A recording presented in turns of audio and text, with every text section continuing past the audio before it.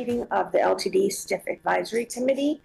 My name is Kathleen Flynn. I'm a grant specialist here at LTD, and I staff this committee. And tonight I'm going to kick things off because we are temporarily between chairpersons. We will resolve that in the next few minutes, but for the moment I'm going to get us started here.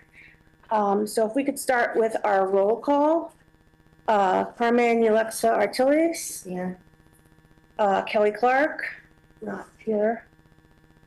Gino Grimaldi. Here. Josh Kaczynski. Here. Pete Knox. Here. Scott Lemons. Here. Bart Mueller. Here. Chelsea Miller. Is Chelsea online? Okay. Josh Myatt is not able to join us tonight. Cosette Reese. Here. Dave Reeser. Here. Carrie Turner, who is also not able to join us tonight. And Bill Johnston. Here. Great, thank you. I'll do a quick review of our agenda. We're going to start out, as I mentioned earlier, with electing a new chairperson and vice chairperson for this committee. After we complete those elections, we will move on to a legislative update. LTD's government relations manager is going to give us an update on the transportation packages that are currently in the legislature. We'll have an update on LTD's ride source services. We'll then move on to the updated coordinated plan and have a presentation of 2 new sections of that plan. And finally, we'll wrap up with a couple of staff updates from me and a discussion of future meetings. Oh, and I see that Chelsea has joined us. Chelsea, you just want to acknowledge that you're present. Hello, I'm here. Great, thank you. All right, I'll open up our public comment period. Did we have anyone sign up? Okay. Do we have anyone online? All right, so we'll close that public comment period. Before we move on to the elections, I just wanted to note one thing. You've probably noticed we have a new member at our table tonight, Bill Johnston, who is from ODOT. Bill will be subbing in for Vidal Francis, who's been our ODOT rep probably for the next year or so. Bill?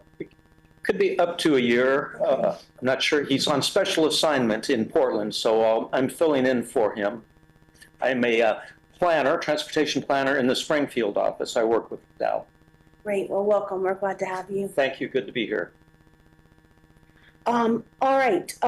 Let's move on to our chair and vice chair elections. I'll start with the election for a new chairperson.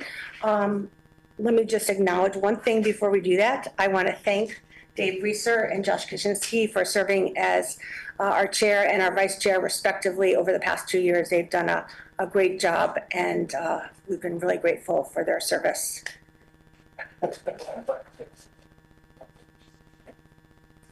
So I will go ahead at this point and open the floor up for nominations for a chairperson. Dave? Yes, I would like to nominate Josh Kaczynski, the last year's vice chair, as chair this year. I guess I have to accept that. Are you willing to serve, Josh? I am. I do want to make sure the committee's aware. I am working in my capacity at LCOG on the coordinated plan, which is something we're discussing at the committee here today. So as long as everybody's comfortable with that sort of dual hat, both chairing the meetings and happening to work on this plan, I'm willing to accept. Do we have a second for Dave's nomination? I'll second. Excellent. Any comment or discussion before we move to a vote?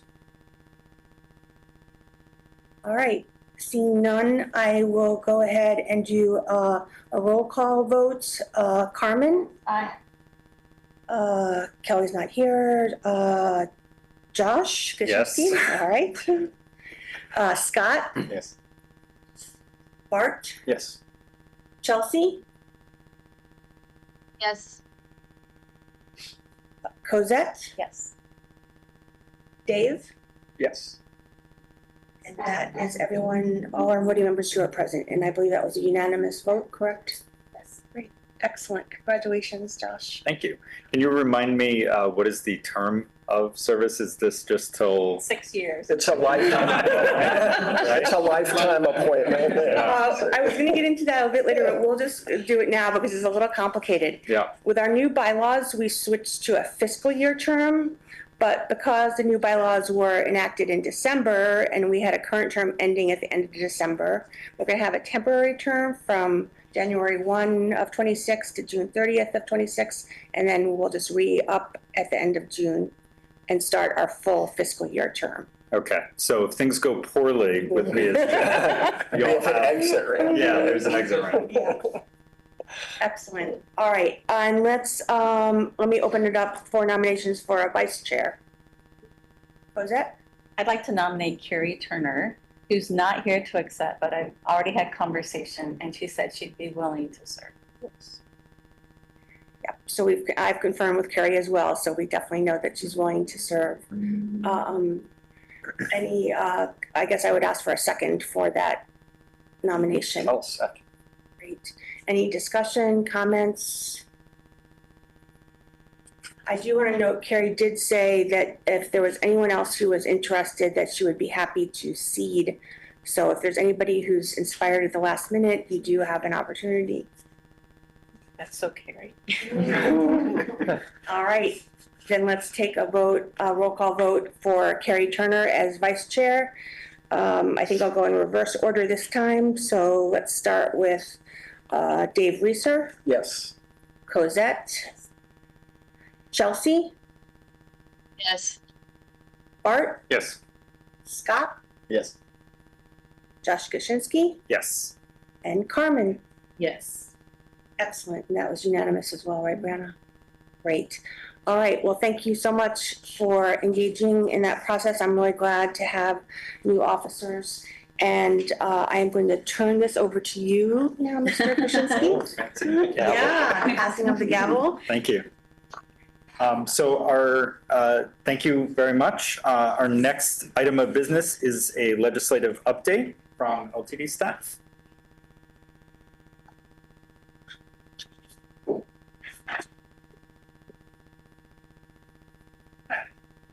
Good evening, committee members. My name is Sam Kulik-Petrocki. I'm LTD's Government Relations Manager. I have no slides for you today. The nature of my role is that most PowerPoint slides are out of date the day they're made, as the government changes quite frequently. So we'll be talking at you today. I'll try to make it exciting, not too boring, hopefully. The goal of this is just a quick update of state affairs, where we are. So a week ago, the Oregon short legislative session began. In even years, we only have 35 days to get work done in Salem. The initial intent behind these short sessions is to shore up any previous issues in the last long session, small minor adjustments, hopefully relatively pain-free. Previous years, the short sessions have become less of that and more of a sprint through a marathon. So there's been a lot of activity already, even in the first 6 days of session. Going back maybe before this, one of the highlights of the end of the last long session was our transportation package. So it was passed via special session, which took quite a long time. And immediately after passage, Republican leadership began collecting signatures to refer parts of that package to an election. They needed to get 79,000 signatures. They got about 250,000 signatures in about a month and a half of time, a little bit less. The parts they pulled out were the STIF increase, the gas tax increase, and the increase on registration and titling fees. Those three pieces were not liked by Republicans, and as we saw by voters, also not really well liked as well. So what that referendum signature gathering did was those signatures were verified December 28th by our Secretary of State. There was enough there to refer to a vote. Per Oregon law, when new taxes are sent to a vote, they are no longer collected. So January 1 did not see an increase in the STIF, did not see an increase in the gas tax, and did not see an increase in your licensing fees. Those are being on hold until they're voted on. The language of the referendum wanted a November vote. That is usually when you have higher turnout of voters, more people aware of it, kind of gives a long time to work it through. There's a bill in the session right now, so it's Senate Bill 1599, in case you want to track these things. This would move it to a May election instead, during our special election. This is primarily being led by Democrats in Salem. The reasonings for this are both political and sort of administrative. November will also be a governor's election. Democrats and Governor Kotek don't want to see her name followed by a gas vote. However, wait until November puts places like us and ODOT in a very strange spot where we maybe have an increase coming, maybe we don't. And if we don't, we'd like to know that in May rather than November to prep for next year's long session, how we can sort of strategize, prepare ourselves. So the bill right now, 1599, is very contentious. I would not be surprised to see walkouts over this bill again, which you saw how disastrous that can be in Salem when this happens. This will be one that's really well thought over, Salem, about what to do about this, with both sides saying they have the better reason for it. The referendum language did state November very clearly, so I'm sure they will get attorneys involved soon to do this. They're already pulling up case law from 1930 to help kind of lead this discussion, so it's going to be a lot. I'll highlight two other key bills for this group. House Bill 4023, Representative Mannix out of Salem, this is his bill. This is to look at their local employer payroll tax in Salem. They're trying to start one LTD and TriMet, we have one as well. They're looking to stop this. Rep. Mannix is against this bill. The chambers are against the tax increase. So Rep. Mannix wrote this bill with the chambers. Initial drafts would have impacted LTD and TriMet. This current draft doesn't. That's what we're kind of being aware of. It sounds like it'll be read for a hearing, but not much else will go beyond that. It lacks kind of widespread support. This is more of a discussion bill.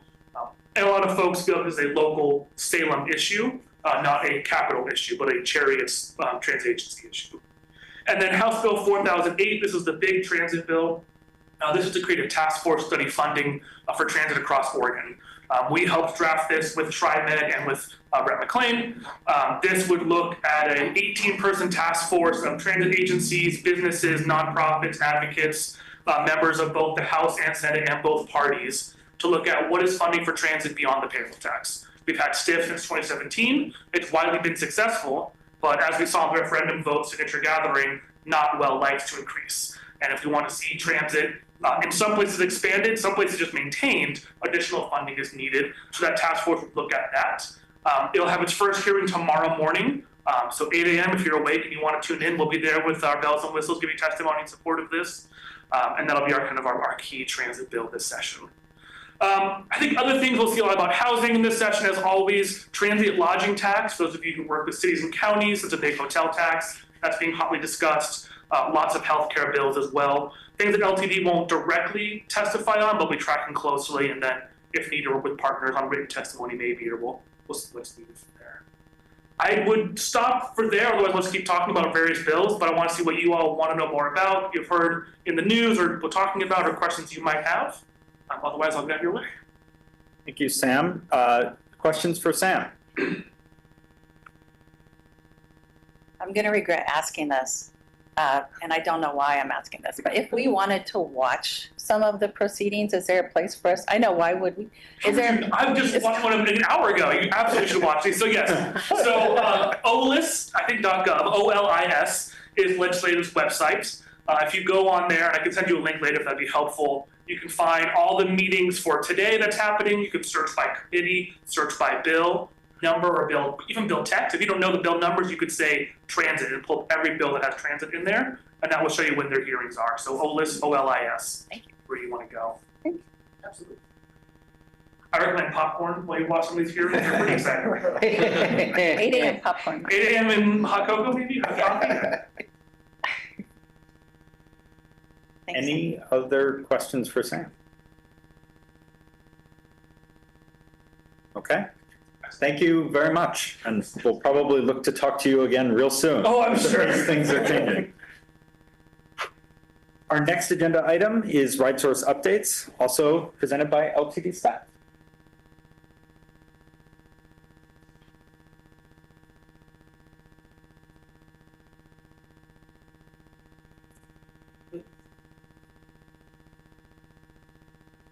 Right. Hello, everyone. I'm John Allen with LTD's Mobility Services team. Services such as RideSource. Joining with me today. Mike Jacobs, General Manager for RideSource. If you want to do the next slide, we're going to be talking a little bit about what RideSource does today. So you probably see some of these vehicles going around town that have the RideSource logos on the side. But I think very few people know the full extent of everything that happens at our Second and Garfield RideSource location and through our RideSource call center, known as the Ed Necker RightSource call center. So if you want to do the next slide, we're going to get into some detail on this. We're going to be going through very quickly. We've got just a handful of slides, and we want to make sure there's time to answer questions. We're going to encourage you to hit us with the toughest questions that you got. And we do a lot of work through RightSource. So I would just say one of the first things that we try to do is make sure that our fixed route bus system is as accessible as possible to promote independence for people with disabilities. However, it's never going to be a fully integrated system that's going to work for everyone. We need to have a paratransit system that can complement our fixed route bus. And so that's one of the cores of RightSource, is to have a paratransit system that's going to be able to allow members of the community who are unable to ride our fixed route bus system or our MX buses to be able to schedule a vehicle that'll come right to their home or where they're living, take them where they need to go within the bounds of our metropolitan area. And I'll talk a little bit more about the boundaries of what that looks like. But to do that, it requires us to have a call center for someone to be able to schedule and reserve their transportation trips. So to do that, we actually have one of the largest call centers in our area, housed at 2nd and Garfield. It's almost always open, 363 days a year. It has an incredible amount of staff that's required to keep things moving. We're getting thousands of calls that we need to be able to take care of. Just the sheer scale of the operation that we're doing is probably a lot bigger than people may realize. When you see these vehicles all the time out on our streets, just know that there's a lot of infrastructure that makes that happen. And even for our colleagues that are used to seeing us at our facilities over at Glenwood, just know that we have another site that houses all of our paratransit services, which includes the call center. It includes a large vehicle lot that houses all of our RightSource vehicles. In and itself is a pretty large scale operation. So within that, call center is a major part of that. And if you want to go on to the next slide.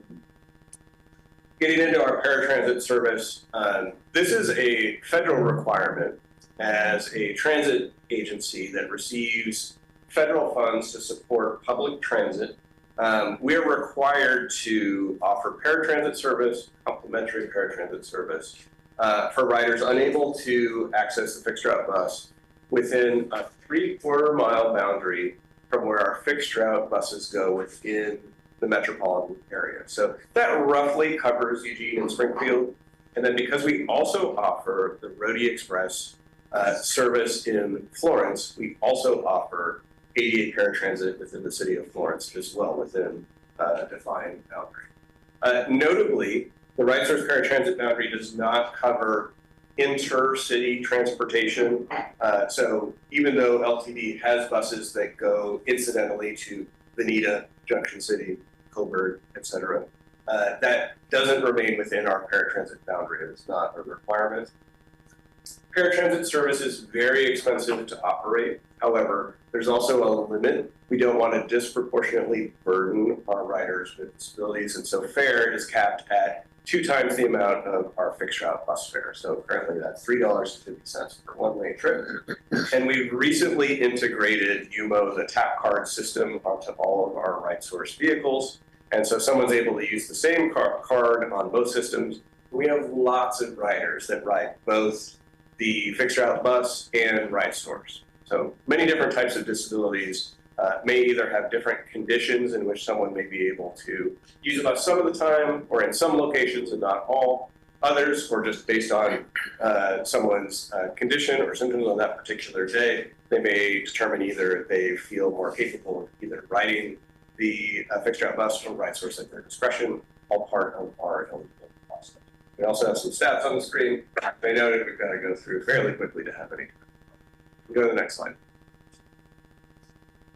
In addition to paratransit, one of the major core services that happens at RightSource is we are the non-emergent medical transportation brokerage in our area. This is for all of Lane County, so for all Oregon Health Plan members.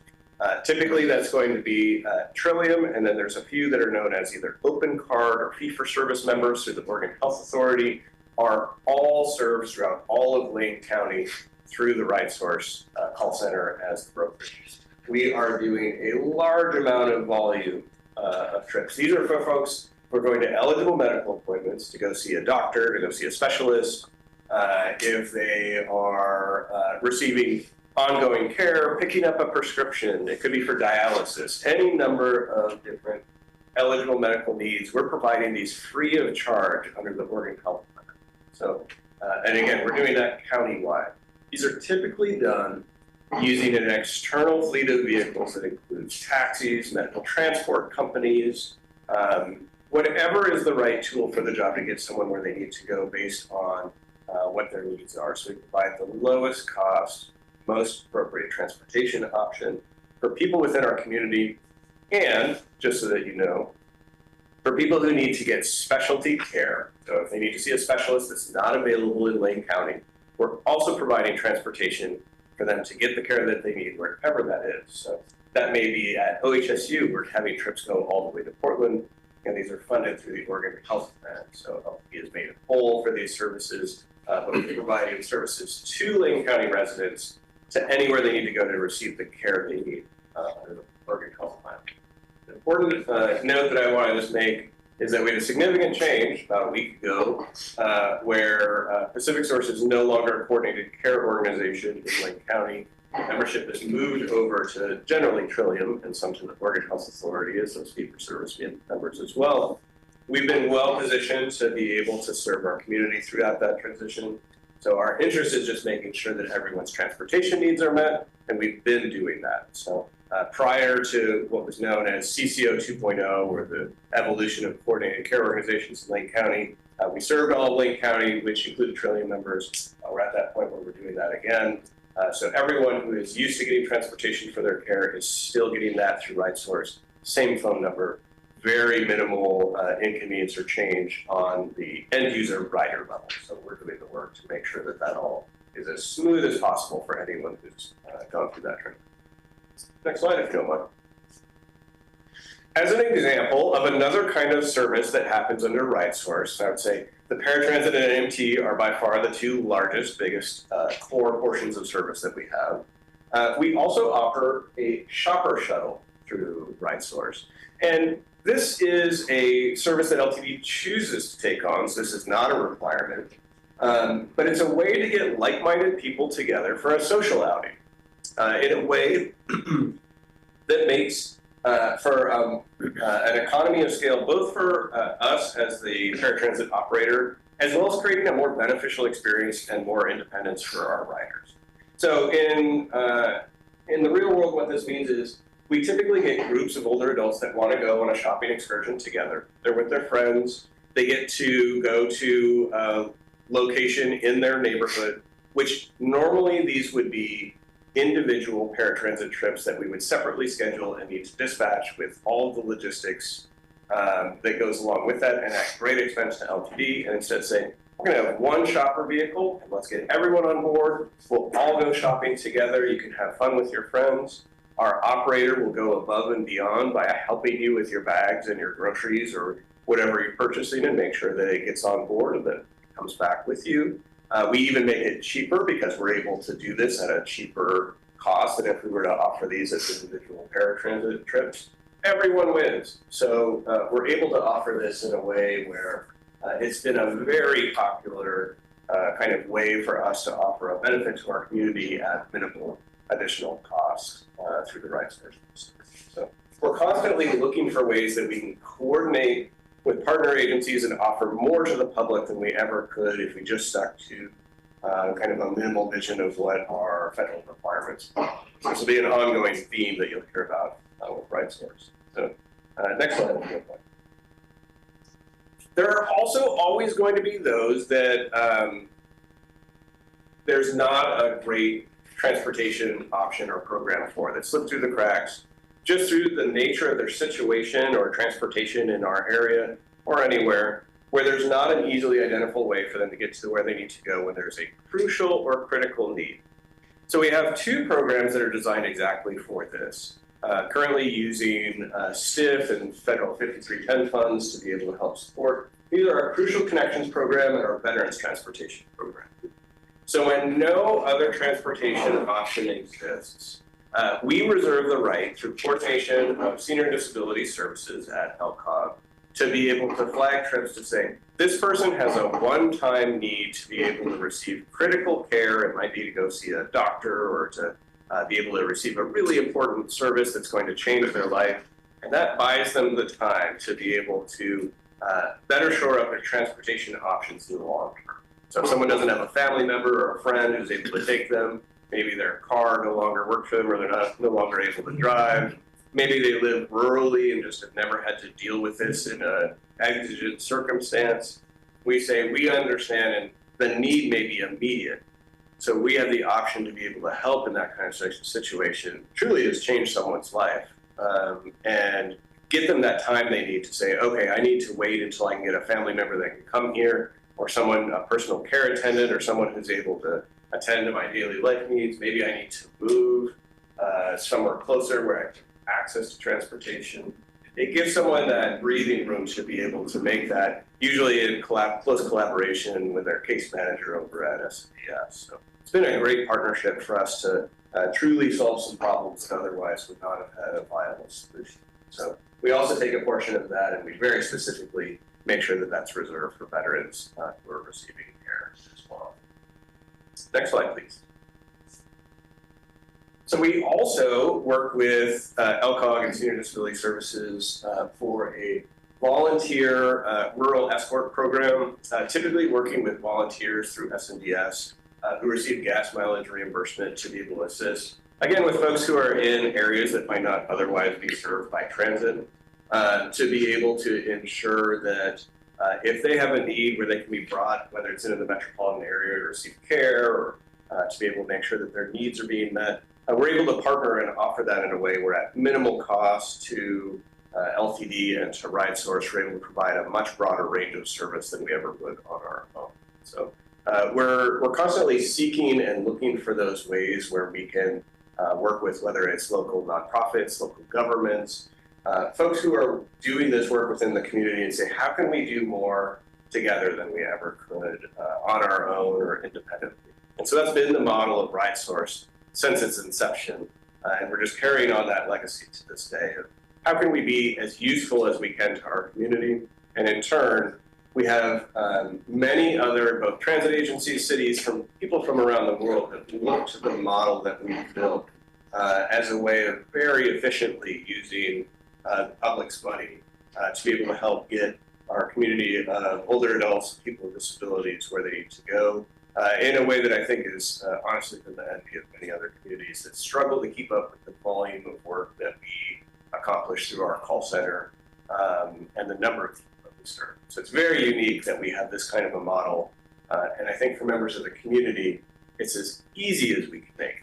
There's one phone number, one umbrella, one call center that provides all of these services. And then it's the work of our RideSource team to be able to deliver and say, hey, did you know that we have all these options available for you? You're eligible for paratransit. Did you know about the shopper shuttle? You're eligible for the shopper shuttle. Did you know that we can provide you medical transportation for free? All of these different ways that we're under one roof able to provide these kinds of services. So there's quite a bit more that happens under RideSource, but again, our time is very limited, so I want to make sure we have plenty of time for Q&A to talk about RideSource, what we do and what we accomplish for our community. Thank you, John. I will note we are significantly ahead of schedule, so you can keep him here as long as you want. Do we have questions for John and Mike? I have a question. You mentioned that you were looked at from other transit agencies around the country, even overseas, perhaps. Elaborate a little bit on that. What are you most renowned for? I think you touched on this. Tell me a little more. Yeah, and I would say this is in the context of everything that LPD does. So when we talk about universal design and accessibility and trying to truly serve our community, it's not in isolation. So RideSource, I think, is one of the jewels of our transit system here, but I think also the way we have our MX system designed, I think that the integration of our fixed route system people come here and look at the whole comprehensive model as a way when people with disabilities will choose to move here because of the types of services that are available. And that is grounded in transit. So regardless of the types of social services, medical services, other types of services, that if you can't travel to it, you can't access it, then what good is it? And so I think having accessible transportation has been a critical part of being able to make that happen.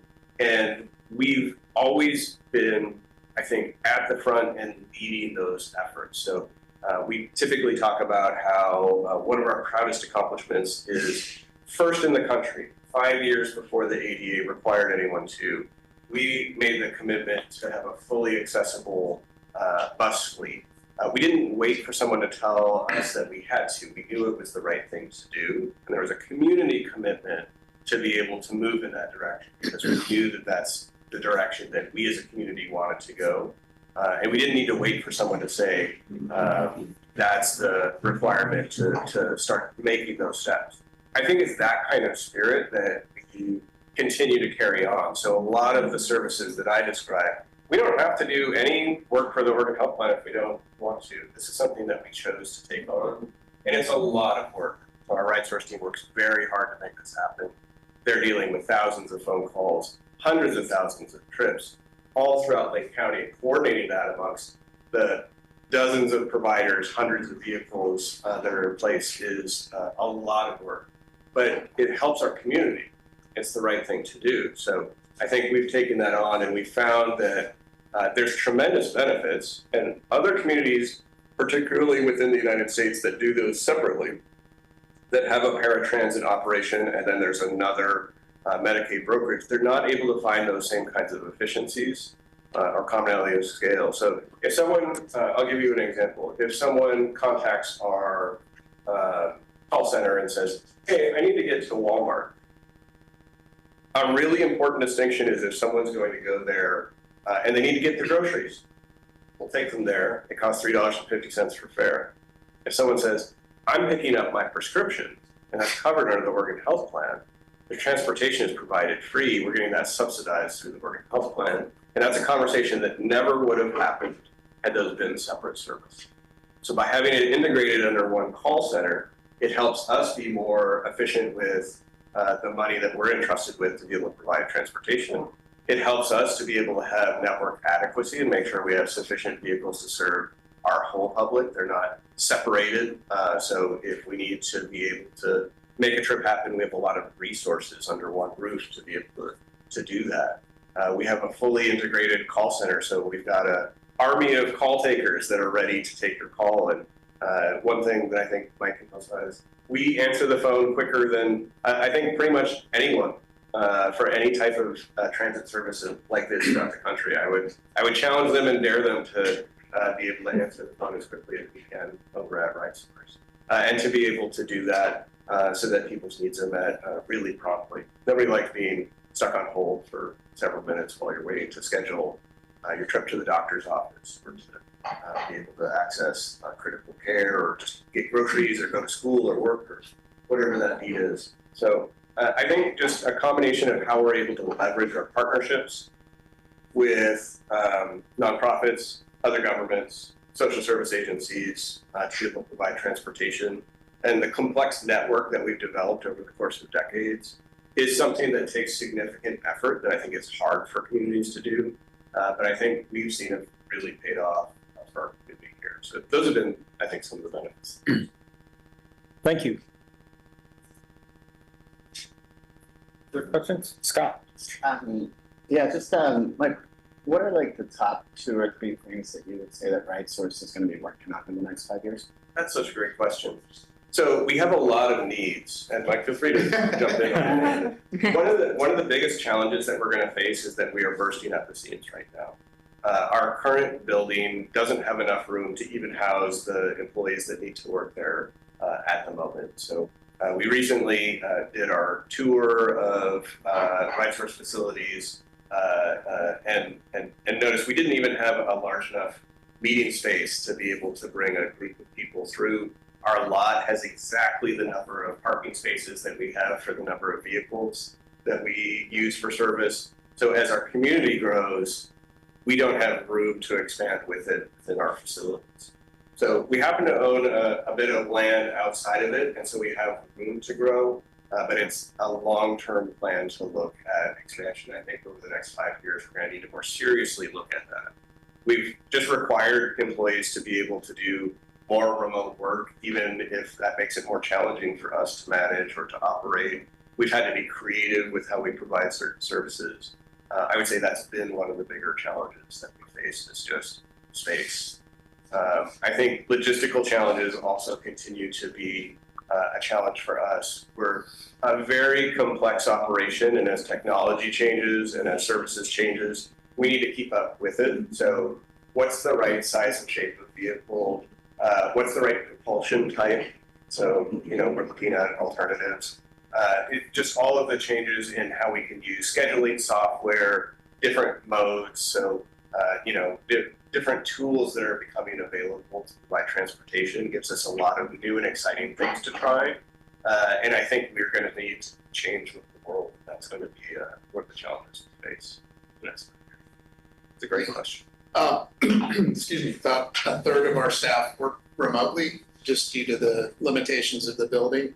So that's a challenge. The other part is our IT infrastructure, wireless headsets. If you imagine 40 some people in the office trying to communicate, the bandwidths conflict, which causes delays and issues. So again, the overall footprint and the facility size is we're maxed out beyond that actually. For vehicles, updating vehicle, some of our vehicles have been here for over a decade, I believe. So there's some that are literally held together with bubble gum and duct tape, and some not that bad, but they're at their maximum life. So getting updated vehicles, different fuel, right size. Do we need cutaway buses for the entire fleet? Probably not. Maybe more transit vans or something a little more economical where we can get more vehicles for the dollars on top of everything else. So those are, I think, the biggest things for us.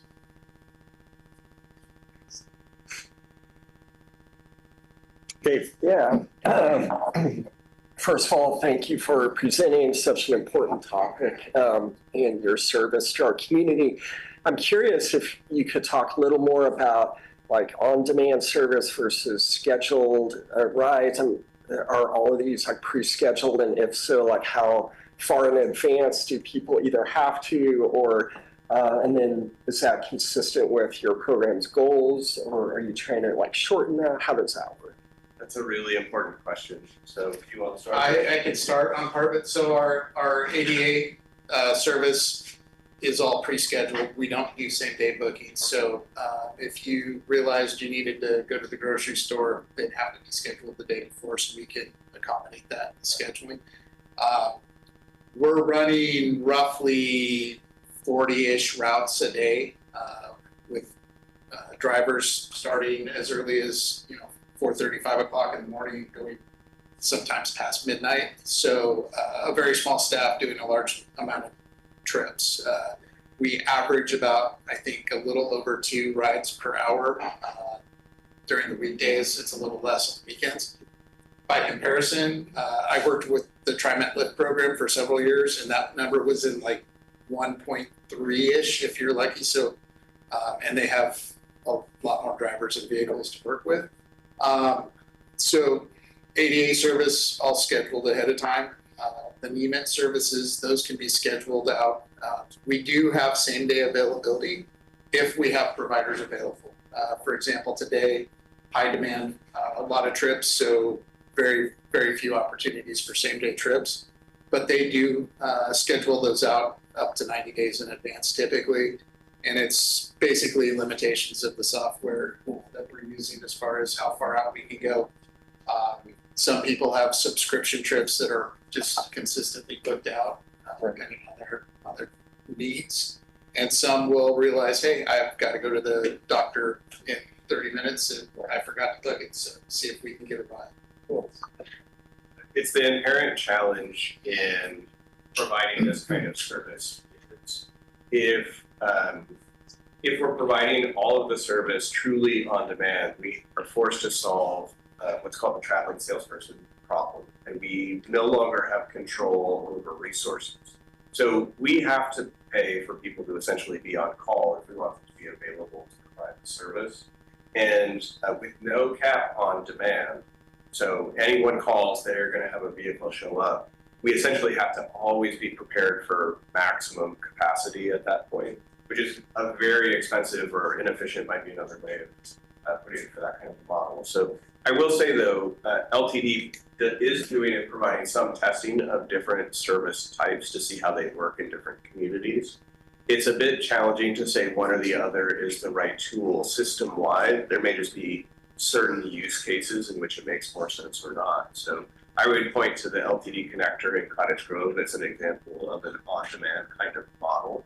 And I think we're looking to some of our rural shuttle services as a way that we would explore a scheduled system as potentially being the right way of providing that kind of service. So I would say RightSource does what I would characterize as both, and different reasons for using different tools for the job. So I think we try and just be the best stewards of public resources to get people where they need to go on time in a way that we feel is going to be most of service to them, all the resources we have.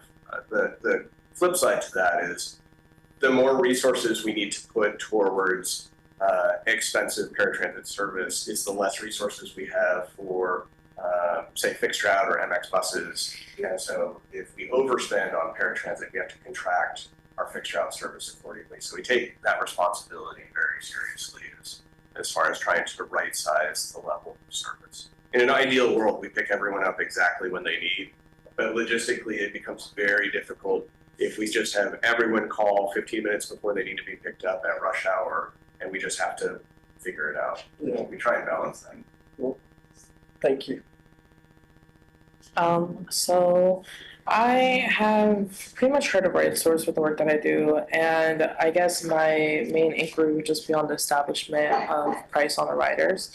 And I know that there was a mention of partnership with Trillium and some of the health networks, but I was wondering if there are these set routes to these set places, especially with shopper route and all those extra things, is it possible to maybe develop a relationship or a partnership with the locations that you are taking these people most to?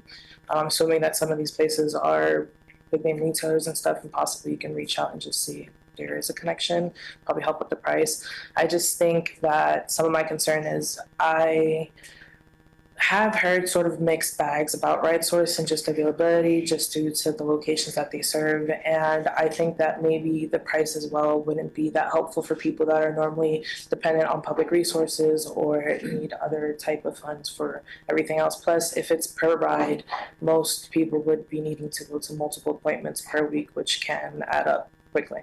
Yes, that's such an important point. I think we want to try and be responsive exactly to what I'm hearing you bring up. And so I'll give you an example of something that we're looking at. So Portland has developed a program where they're utilizing food delivery services. So in Portland, they use Instacart to be able to do food delivery and then subsidize that. So at very minimal cost to what would otherwise be a paratransit rider, they can say, why don't we just have everything show up right to your door? And you don't have to worry about paying for fare, and they cover the costs of membership, and then they actually partner with the individual either grocery stores or different places to be able to provide that for their members in lieu of having to shuttle people back and forth throughout the community. We've looked at that and some of the successes that they've had, and so we're hoping to be able to try something similar in our community through a pilot program. So I would say I'm hoping we'll be able to come back with more information on that soon. To be able to try something similar in our community as just an idea of the kinds of ways we're trying to be responsive to exactly those kinds of concerns. I think we really take that to heart too. It's really important. We want to make sure that people can live independent lives, and if you're having to focus entirely on how to pay for transportation or having that take so much of your day, whether it's time or money, then it can be really limiting for members of our communities. So do everything we can to try and not be a barrier. Thanks. Great. Thank you. Any other questions for John or Mike? Yeah, go ahead, Scott. So I haven't experienced personally, but I have heard of it through my job. What I have experienced personally is right source showing up like after we're closed.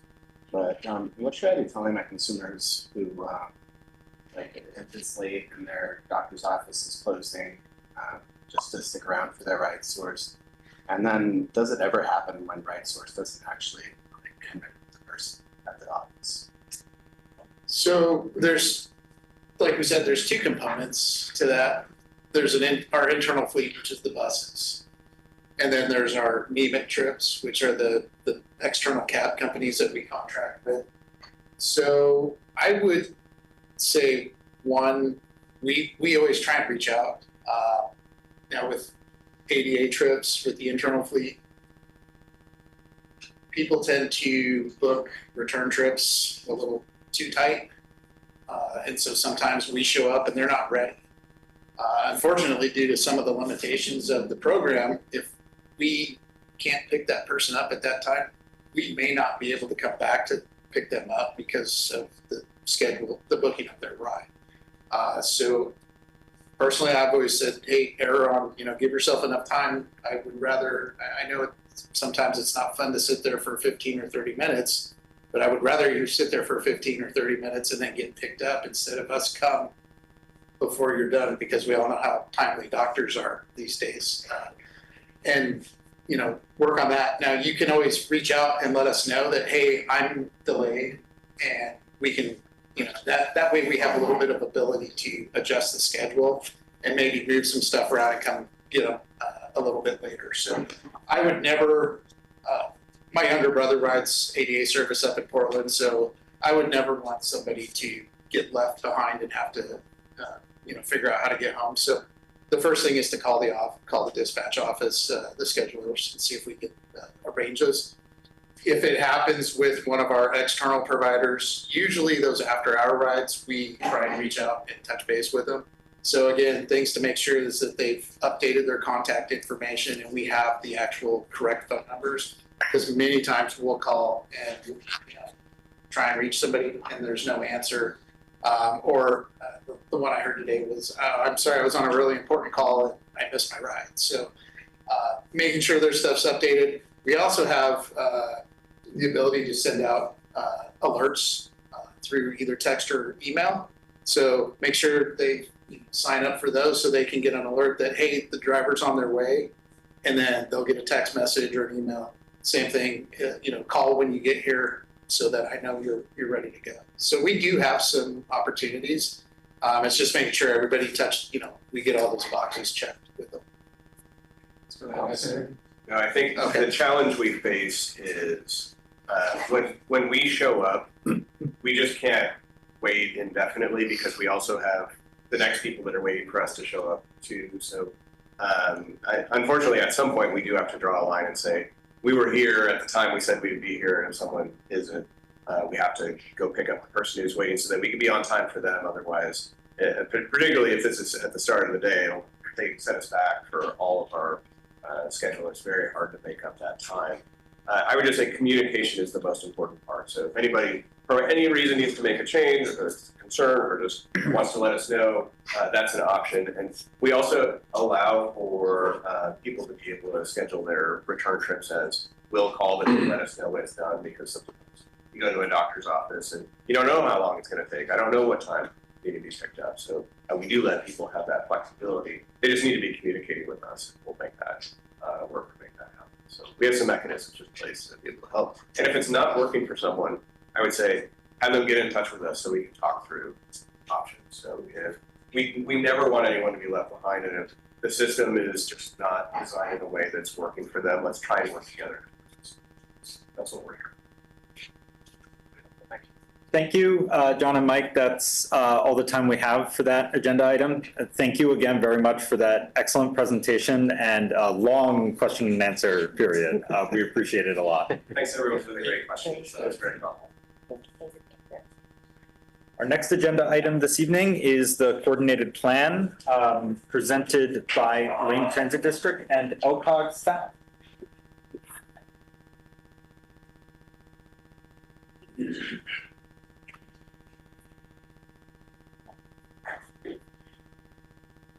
just.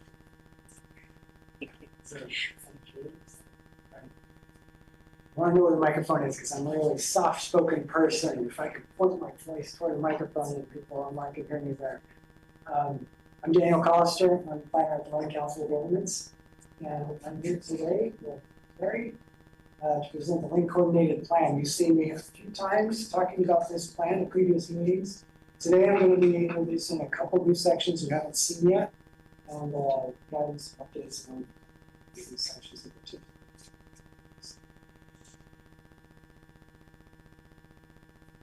So by now you're probably pretty familiar with what coordinated plan is, but just as a quick refresher, this is a plan that we're updating. There's a 2019 plan. We're going through and revising that, bringing it up to date.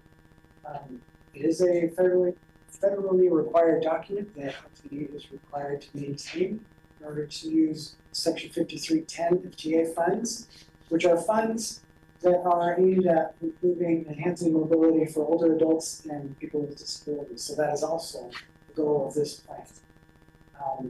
It involves identifying the needs that exist, engaging with stakeholders to find out what those needs are, doing an inventory of the services that exist, and to identify some gaps where there's overlaps in coverage.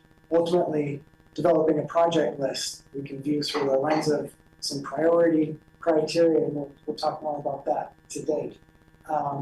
This group is the steering committee for the development of the plan. That's why you've been seeing us a few times here. We will have a couple opportunities during this presentation where we're going to pause and if we have some discussion and some comments here, opportunities for you to provide direction to us. Next slide, please. Here's the timeline for how we've the plan development has been coming along. You can see we've been working for several months on this. This is our third meeting with the steering committee. In previous meetings, you saw those earlier sections. We're at a point now where we're finalizing those, getting the content ready for the draft. You can see that the public engagement is kind of many, many months. We'll provide an update on how that's coming along. We're kind of at the end of that, or the formal side of it at least. Those future months of the public engagement are really just the public process with the adoption of the plan. Next slide, please. So, our outreach. We've been hitting it pretty hard the last couple of months since you saw us last. We did develop this survey tool, which we presented last time in December. You saw it and were able to provide some feedback on that. We published that. We had an online version and a paper version. We've been spreading the word through social media, through tabling events, local agency newsletters, just doing what we can to get the word out. We had it translated into Spanish and we received a handful of Spanish responses, which I was glad to see. We did formally close that survey at the end of January, but informally they are still accepting them and they are slowly trickling in. But at the end of January, that's when we started just compiling the data and using it to inform this plan. Could I see the next slide? So these aren't the latest numbers, but we do have something, actually I wrote them down.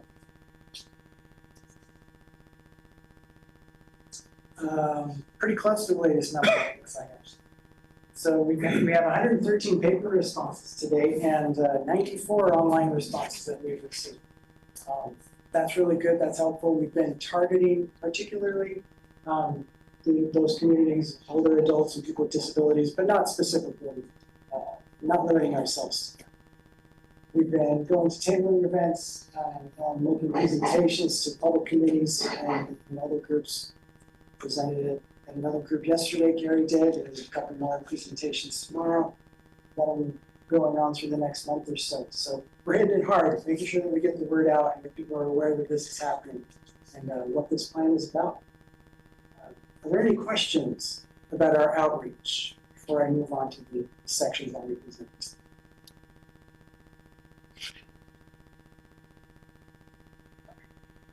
Next slide. So the first section I'll be presenting is the coordination practices and project list. There are 3 components to this section. First, where we're connecting the needs to the coordination practices. Second is where the project list is being developed. And the third section is where we're establishing the priorities. Next slide, please. Actually, could you go forward another slide? Come back to these. First, I'm talking about coordination practices. What do I mean by that? Those are strategies that LTD is using to address gaps in service or where they might be able to deliver service more efficiently. So, a couple examples here. We have consolidated vehicle purchase, mobility on demand, the one call center, the right source call center that you just heard about. There's a variety of transportation services offered through that. Personalized evaluation of transportation needs and capabilities, services to rural and small cities. Those are examples. Okay, could you go actually forward one?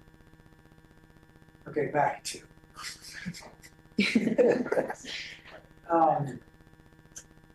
So those are the coordination practices. Here we have the needs. From the 2019 plan, these are the needs that were identified. I mentioned we've started compiling and analyzing the data through our outreach current effort. We're finding so far that these are the current needs from data sources presently versus 2019 data. They're matching pretty well. A lot of these, I don't think would surprise anybody who works in any transit district anywhere in America. These are kind of chronic problems or needs that just sort of exist and go along with transit. You're going to have unserved and underserved areas. That's going to be a need. There's going to be lack of availability, no matter how available you are. The need for non-traditional services, affordability is a concern. There's lack of awareness and the need for training. You heard a lot about this in the last presentation. Lack of training has resulted in problems or where people are learning that services exist that they weren't aware of before, and it changed things. So, next slide, please. Next slide. Okay. So this is where we get to the projects. So the projects, they arise as you combine the needs with our practices and strategies. Here we have an example. We've listed a few needs. There's lack of awareness, training, and managing costs. Combine those needs with certain practices or strategies. For example, the one call center, right source call center, personalized evaluation, interagency partnerships. And those combined result in this project here that we've described.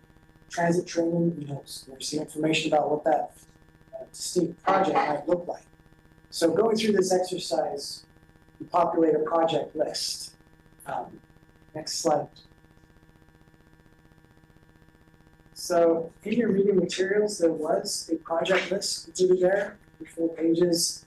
This is straight from the 2019 plan, actually. It has been reformatted and cleaned up a little bit, but it's a good place for us to start with this, because a lot of, as I mentioned, a lot of those needs have carried over to 2019. And we're going to see a lot of these projects on the 2026 list as well. One way that we really wanted to engage this group and give your feedback is looking at this as a baseline. We're going to be updating this, making sure that we're not presenting any outdated information. Of course, having new needs that have arisen since 2019, make sure this is complete. But with your experiences and your background with communities you guys work with, we're really interested to know if you're noticing new projects that are being listed from the list. We'll talk about that in just a second. First, let me just explain that the list is actually a required piece of this plan. So in order for LTD to use 5310 funds for a project, that project has to be identified in a coordinated fashion. It also forms a foundation for the use of STIF funds. Projects with STIF funded, but STIF is important part of the conversation when we talk about coordinated. Next slide, please. I'm going to turn the time over to Elvin. Thank you, Jeff. These projects that you see on the screen are the same ones in your packets. We don't have to go through all of these right now, but we just wanted to put these on the screen just to say that this is kind of the suite of projects that we had from the 2019 plan. And we want to just take a moment to mention these because LTD and our partners have worked really hard to implement these projects over the years. And to a degree, some of these are ongoing, but it's not to say that we shouldn't or couldn't take a look at these, just re-examine them, refresh them, make sure that they're still meeting the needs of our community. Next slide. I do want to take a moment to dive into 3 of these projects just to give you, just to connect those needs and coordination practices with what that project looks like. Next slide. So first off, replacing and expanding our fleet of vehicles. So I think we touched upon this a little bit in the last slide, but in the past, we identified a need to maintain and improve those transportation services throughout the county and to manage those costs as well. There were a lot of services, and it could be a little confusing, and just there's a lot of coordination that needed to happen. So to address that need, LTD used the coordination practice of consolidating our vehicle purchases to be cost efficient and just to make sure that we're being cost efficient with those purchases as well. And just leading into some of those integrations and partnerships, in addition to right sizing that vehicle type to the type of trip that it's. So what this translated to was LTD purchasing accessible vehicles and leasing them out to nonprofits, any partner that was serving folks with disabilities or serving older adults. This column on the far right is probably not in your packet, but we just wanted to provide a snapshot of what that metric looked like in real time. So just touching on the fact that this has helped us to maintain and manage that vehicle fleet that maybe as Mike mentioned, some of them would be a little bit of updating or just refreshing, but just to touch on the fact that this practice and project helped us to maintain and manage that fleet as we provide all of these services. Next slide. Another one I wanted to dive into was medical and non-medical transportation. This was to address the need of providing conventional services while managing costs. As a result of that need, we started coordinating our practices of using that one call ride split center that we heard about earlier to manage multiple transportation providers, services, as well as ride sharing, and also personally evaluating the transportation needs and capabilities, because one transportation service is real to fit everyone's needs. We also again lean on those integrations and partnerships. What this resulted in was that RideSource call center where we coordinated thousands of trips a month based on that OHP eligibility. So these trips range from well-check appointments to life-sustaining care. We provided trips locally where needed and outside of our region if we needed that as well. Next slide. And then the last one I want to touch on was behavioral health transportation. This project was born out of the need to again provide that unconventional service to meet those unique needs and circumstances associated with mental health issues and disabilities. To address this need, we relied on those integrations and partnerships to result in a project that provides trips for folks to get to appointments, picking up medications, meeting their basic needs, things like that. So since the 2019 plan, we partnered with Redbird Clinic to provide nearly 21,000 trips. Again, lots of trips. So just to sum this portion up, these 3 snapshots really only scrape the surface of what the projects the coordinated plan can do and have done, and work that we've done since the previous plan. But again, we just want to take this moment to think through this planning process and ask ourselves if we're still meeting those needs, these projects are still the right ones, if any of these need to be refreshed, things like that. So I'll hand it back to you. So as Carrie said, and I mentioned earlier, we want to open this up to discussion. You are the steering committee.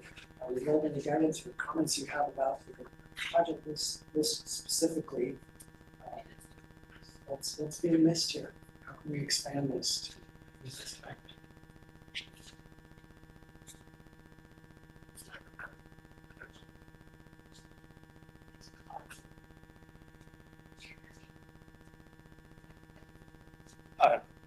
Yeah, go ahead.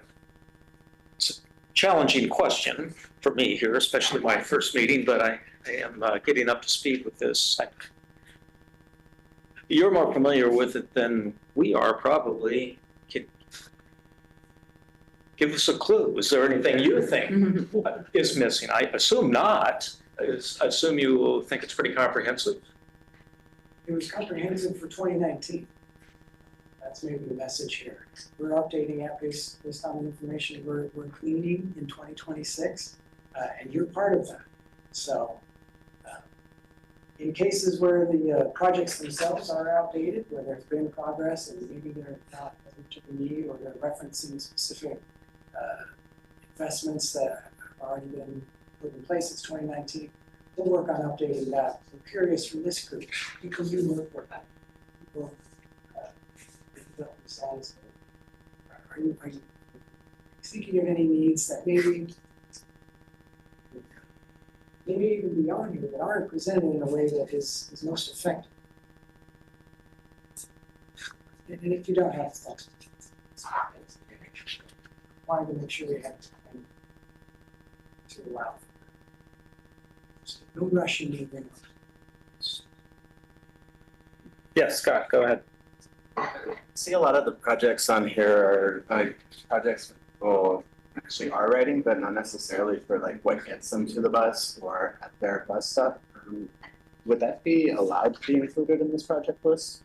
Like, for example, bridging the digital divide, so ensuring that the elderly people don't have to use the app, for example, or recently heard of unhoused individuals with wheelchairs having their wheelchairs swept in homeless sweeps because the wheelchair was not powered. So like capital projects around wheelchair powers at bus stations, or are those kind of projects allowed on this list? Absolutely, considerations. Yeah. This is great. Keep it going.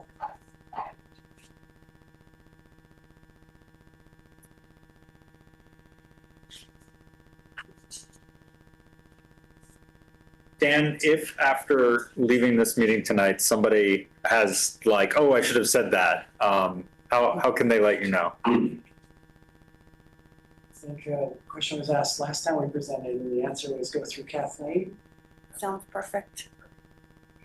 I had two. One is just the lines in Oak Ridge. I feel like they work pretty well right now, but one of my main concerns is just the upkeep of like the actual bus stops. Right now they have a wooden sort of structure that has a lot of holes when it rains and stuff. And there also isn't really, there's the light from the supermarket as well as the light in the corner, but that light is like on and off, so if there could just be some sort of help for that. I know last time that I spoke with someone at LTD, they said that there were newer structures like the one here using Eugene that could possibly be implemented in Oak Ridge, especially since the main stop is like right at the corner where people turn quite quickly from Highway 58. And then the other one was mainly just about the availability of these services. So it's like great to hear that LTD is offering these things, but then when it's presented to the public, normally it is presented as a lane transit district, but it normally only affects Eugene and Springfield, possibly Florence, maybe Cottage Grove, maybe even adding in sort of more information or how people can reach from those places to places that they need to be. Would probably be help. I know that when I first moved here, my main dependence on the transportation service that's currently here was sort of like here, just asking like people I was talking to, people I would meet, and just sort of getting that sort of understanding. I feel like part of a bigger transportation system is just having more what's considered marketing, but just more so maps, materials, handouts, pamphlets, the availability for like a 311 system where people can just call at the bus stop to sort of get that split if they do need an emergency ride source, if they do just need to wait for the regular bus, hear the schedule, sort of like how the doctor's office has an automated selection. That is also something that I've seen in other cities that may be helpful here.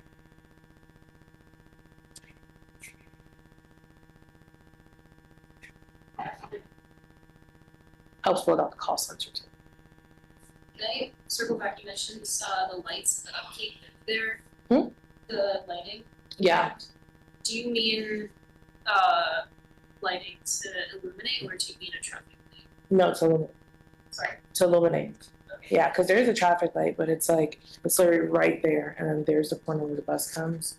It's just a very tight turn, and most people that are crossing as well, there's no crosswalk, so people just cross from the bridge down like that, and like risk getting hit, and it's like kids and stuff as well. Yeah. Some of the new bus stops in Florence have solar lighting, which is really kind of cool. Yeah. Just want to do a quick time check. We have about 5 more minutes for this agenda item. How are you on presentation? Are there other comments on the ticket peak time this time? I think we can move on to the next.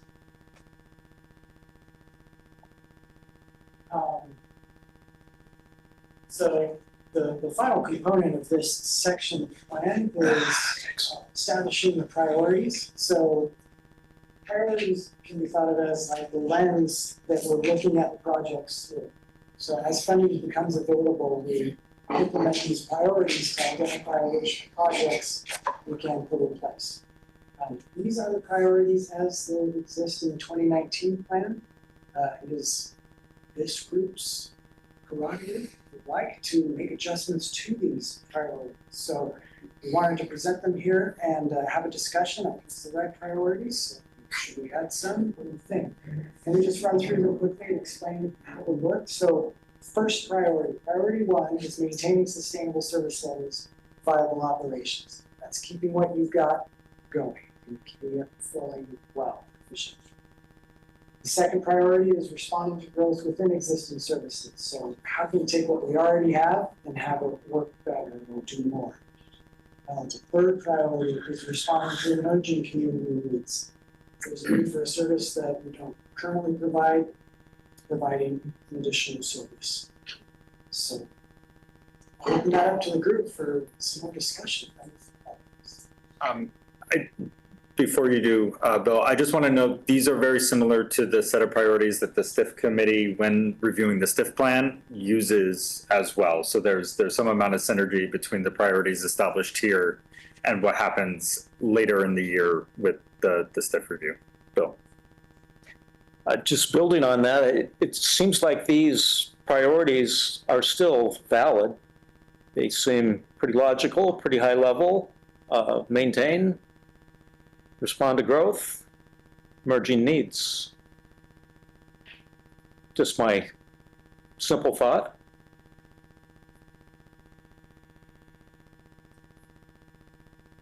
I just have a general question.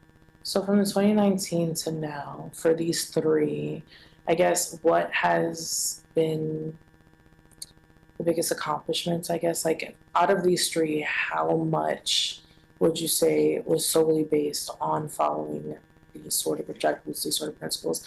Like, I feel like it's just sort of interesting because I do agree with all 3 of these, but it sort of sounds like, okay, we're continuing to grow, but it's like, how many things are getting hit in the growth? Like, how many things are being done within this growth? I know that a lot of things that are here were done, but as like we've heard, there is still some disparities as well with the growth. If we are going to be responding to growth and responding to emerging community needs, how are we going to also maintain sustainable levels? I agree with all 3, but I just want to know if that is actually a point that is going to be able to be hit. As far as how this has been implemented since 2019, I guess I'd have to defer to both of these staff, but I appreciate your point. No, answer me now. That's a good question. Like, it's not necessarily like a clear projection of like, we are here, we're going here, oh, there's emerging need, but like maybe there's emerging need over here. So that's a good question. I think I might invite other LTD staff to respond to that with any thoughts. I know we're also short on time, but yeah, that's good. That's a good question. I could just quickly give a couple of examples. So I know John talked and Mike talked about our right source shopper. That's the service that goes out 5 days a week, picks up folks in different communities, connects them to grocery stores. And what we were finding is we had waiting lists and we had people who weren't getting served. So we expanded that service and we're adding a second shopper vehicle to that. So that's just one example. And then you're going to see in here where we serve rural areas. So we have service in South, East, West, and we're in the process right now of expanding those services to new rural areas. Again, in part with the funding that we received through STIP and then through the 5310. It's a great question. We probably don't talk about it enough, but we do apply these commits. And for sure, expansion is necessary as our community changes. I think also Great just question. a worry is like, what if funding changes? Will this be sustainable as well? Or like, what would need to be cut out of these project strategy? That's, I guess, my main question. That's a great question. Guess we'll know in November, maybe. If you could keep moving with the presentation, we have a little bit of wiggle room, but we do need to sort of wrap this up. Yeah, we can advance. I think the next slide is just asking the questions that I asked. One more.